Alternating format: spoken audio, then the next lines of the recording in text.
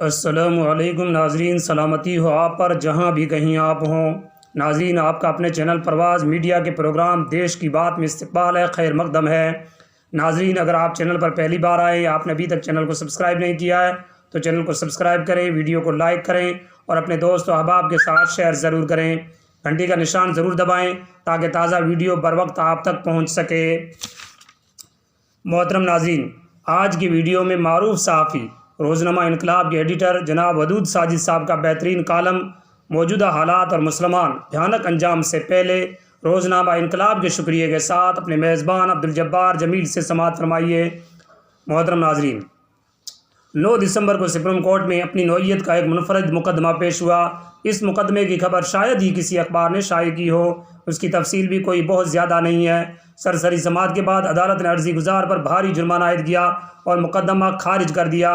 Supreme court में ये मामला ख़त्म हो गया, लेकिन वाक़या ये है कि मामला ख़त्म नहीं हुआ। ये मामला बहुत भयानक और संगीन है, उसकी संगीनी बहुत वसी है। बहैसियत खैर उम्मत इन सतूर के कारीन को भी इस मामले की संगीनी को समझना होगा। मुझे इंतखाबी सियासत से कोई दिलचस्पी नहीं। ये मैदान इतना गैर यकीनी और गैर मुस्तहकम है कि कुछ पता नहीं कब कौन क्या करने लगे। इस मैदान में झूठ और मकर और फरेब के सिवा कुछ नहीं। इस मैदान जब कोई सच बोलता है तो हैरत कुन खबर होती है।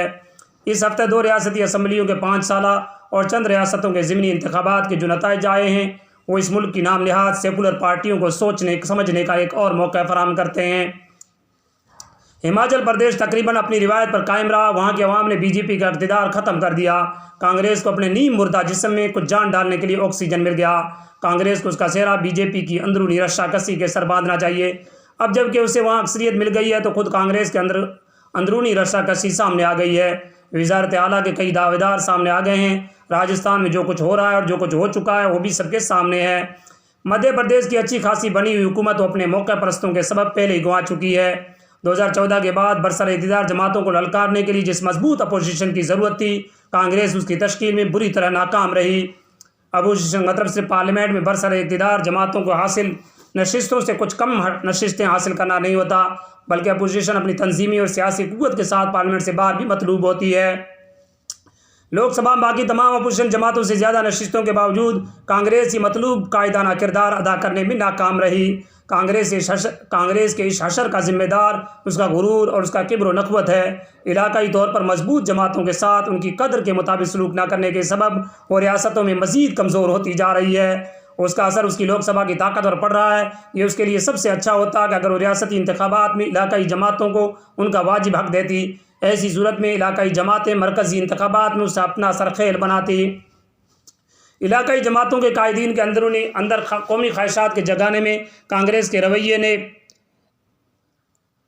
अहम किरदार अदा किया है। अब बाज़ाहिर ये मुमकिन नज़र नहीं आता कि दिल्ली की आम आदमी पार्टी, तेलंगाना की TRS, मगरबी बंगाल की तृणमूल कांग्रेस, कर्नाटक की जनता दल सेकुलर, बिहार की जनता दल यू वगैरह उसकी क़यादत में लोकसभा के इंतखाबात लड़ें और वज़ारत उज़्मा की दावेदारी कांग्रेस के लिए छोड़ दें।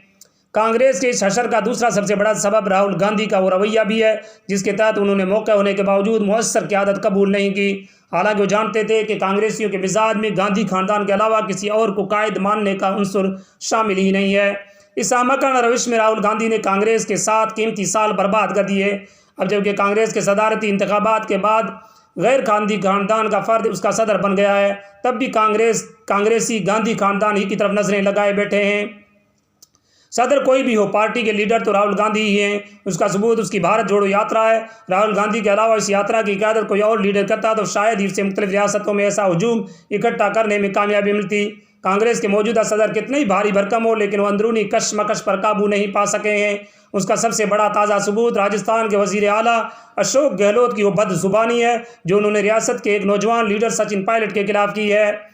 इस वाक़े के 2-3 दिन बाद ही अशोक गहलोत और सचिन पायलट अगर हाथ में हाथ डालकर खड़े थे तो सिर्फ राहुल गांधी की वजह से खड़े थे। लिहाजा अब भी वक्त है कि राहुल गांधी अपना रवैया बदलें। मल्लिकार्जुन खड़गे के सदर रहते हुए भी वो कायदाना किरदार अदा कर सकते हैं। दिल्ली में MCD के इंतखाबात में गो कि आम आदमी पार्टी को कामयाबी मिली है और बीजेपी के 15 साला बादशाह ख़त्म हो गई है, लेकिन कांग्रेस का कुछ वक़ार मुस्लिम वोटों की बदौलत ही बचा है। उसकी 9 में से 7 नशिस्तों पर मुस्लिम उम्मीदवार कामयाब हुए हैं। ये हल्के मुस्लिम अक्सरियती हल्के हैं। ऐसा नहीं है कि मुसलमानों ने कांग्रेस के गुनाह माफ़ कर दिए हैं। लेकिन कोरोना के दौरान तबलीगी जमात को जिम्मेदार गर्दानने और फिर मशरकी दिल्ली के फसादात के दौरान आम आदमी पार्टी के हुकूमत के गैर मुशफिकाना रवैये से वो नाराज़ थे। मुसलमानों के इस रवैये का तनकीदी जायज़ा लिया जा सकता है, लेकिन मुसलमानों का ये रवैया आम आदमी पार्टी को भी खुद एहतसाबी का एक मौका फराहम करता है। अगर उसे अपनी कौमी ख्वाहिशात का निशाना हासिल करना है तो मुसलमानों के एहसासात को समझना होगा, लेकिन उसके साथ ही कांग्रेस का अगर ये समझती है कि मुल्क के वोटरों की इतनी बड़ी आबादी को नज़रअंदाज करके अपना खोया हुआ वक़ार वापस पा लेगी तो ये उसकी गलत फहमी है। बीजेपी की हल्की फुल्की नकल उससे कोई फ़ायदा नहीं पहुंचा सकेगी। सच्ची बात यह है कि बीजेपी ने अपने लिए जो जारियाना रास्ता मुंतखब किया है उस रास्ते पर चलकर बीजेपी के सिवा कोई और जमात कामयाब नहीं हो सकेगी। गुजरात के नताइज ने सबको हैरत में डाल दिया है। वहाँ बीजेपी ने 27 साल इक़्तिदार के बावजूद खुद अपना ये रिकॉर्ड तोड़ दिया है। अपना ही ने अपने साबिक़ वज़ीर आला और मौजूदा वज़ीर आज़म तक का रिकॉर्ड तोड़ दिया है। गुजरात को हिंदुत्व की फैक्ट्री कहा जाता रहा है, लेकिन अब वहाँ ऐसा कुछ ना नज़र आ रहा है, ना ही अपोजिशन जमातें उस इस्तिलाह का इस्तेमाल कर रही हैं। ये नुकता भी काबिल गौर है कि ऐसे वक्त में जब गुजरात में अपनी खोई हुई ज़मीन दरियाफ्त करनी थी, राहुल गांधी भारत जोड़ो यात्रा को वहाँ लेकर नहीं गए। 5 साल पहले कांग्रेस को अच्छी खासी नशिस्तें हासिल हुई थी, लेकिन इस बार वो उनका निस्ब भी हासिल नहीं कर सकी। इंतखाबी मुहिम के दौरान कांग्रेस की गैर सरगर्म मौजूदगी को खुद वज़ीर आज़म तक ने महसूस किया था और कहा था कि वो खामोशी से काम कर रही है, लेकिन नताइज बताते हैं कांग्रेस गुजरात में खामोशी से भी काम न कर सकी। मैं आदाद और शुमार के बगैर इंतखाबी सियासत पर कोई राय जाहिर नहीं करता, लेकिन मैंने अपनी ज़ाती मरासिम के तहत गुजरात के मुतअद्दिद मुस्लिम हलकों से जो मालूमात जमा की हैं उनकी रोशनी में बिला तकल्लुफ़ कह सकता हूँ कि गुजरात के मुसलमानों ने भी बीजेपी को वोट दिए हैं। ये तो दौरान इंतखाबात गुजरात से आने वाली मुतअद्दिद वीडियोज़ में भी देखा गया है कि मुसलमानों ने बीजेपी को न सिर्फ पसंद किया है बल्कि उनके इलाकों से गुंडागर्दी ख़त्म करने के एतराफ़ और इनाम के तौर पर बीजेपी को वोट भी दिया है। ये नुकता है जिस पर मुसलमानों उनके मजहबी सियासी कायदीन को ठंडे दिल से गौर करना चाहिए। मुंदरजा वाला पैराग्राफ की आखिरी सतूर जहन में रखिएगा। सुप्रीम कोर्ट में 9 दिसंबर को मध्य प्रदेश के एक नौजवान आनंद किशोर चौधरी ने रिट दायर की थी कि गूगल के प्लेटफार्म यूट्यूब से उसे 75 लाख रुपये बतौर मुआवजा दिलाए जाएं। उसने इल्ज़ाम आयद किया था कि पुलिस में भर्ती का इम्तिहान यूट्यूब की वजह से पास न कर सका, क्योंकि यूट्यूब में इश्तिहारात के दौरान जिनसी अय्याशी के फैस मनाजिर भी आते हैं और वो उन मनाजिर को देख कर पटरी से उतर गया और इम्तिहान की भरपूर तैयारी न कर सका। जस्टिस संजय किशन कौल और जस्टिस AS की बेंच ने हैरत जाहिर करते हुए कहा कि पिटीशन अब तक की सबसे जालिमाना पिटीशन है और उसके खिलाफ भारी जुर्माना आयद किया जाना चाहिए। अदालत ने अर्जी गुजार पर 1 लाख रुपये का जुर्माना आयद कर दिया। अर्जी गुजार ने हाथ जोड़कर कहा कि मेरा बाप मजदूर है, मेरे पास इतने पैसे नहीं हैं, मुझे माफ़ कर दीजिए। बेंच ने कहा जुर्माना कम किया जा सकता है लेकिन माफ़ नहीं किया जा सकता। उसके बाद उस पर 25,000 का जुर्माना लगा दिया गया। मैं मुस्लिम नौजवानों के तनाजुर में इस मुकदमे की संगीनी का जायज़ा ले ही रहा था कि दिल्ली के अपने ही एक रिपोर्टर के डे प्लान में एक खबर पर नज़र पड़ी। खबर का उन्वान ये था, जाकिर नगर के नौजवानों की हुड़दंग से अहले इलाका परेशान।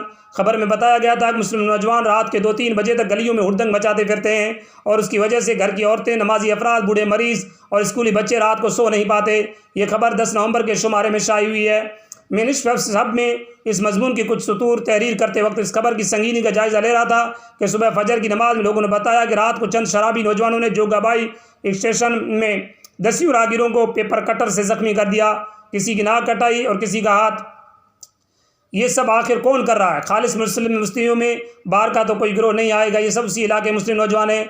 मैं एक सफ़र से लौटा हूँ, कई रोज़ तक ज़ोमाए कौम से मुलाकातें रही। हर तरफ से यही बात विरद ज़बान थी कि मुस्लिम नौजवान नाकाबिल बयान बदअखलाक़ी अंदर आई हैं। गुज़िश्ता 5 दिसंबर को दौरान सफ़र देवबंद के एक मुतारिक नौजवान आलिम दीन का फ़ोन आया। मालूम कर रहे थे कि कल 6 दिसंबर है, एक रैली का इरादा है, उसमें क्या नया आज़म किया जाए। मैंने कहा इस रैली में सबसे पहला आज़म तो ये कीजिए कि जो मस्जिदें मैसर हैं उन्हें नमाज़ों से आबाद करेंगे। दूसरा आज़म ये कीजिए कि झूठ से तौबा करेंगे। और तीसरा ये है कि नौजवान की दीनी तरबियत के ज़रिए इस्लाम की सही तस्वीर उनके अमल से पेश करेंगे।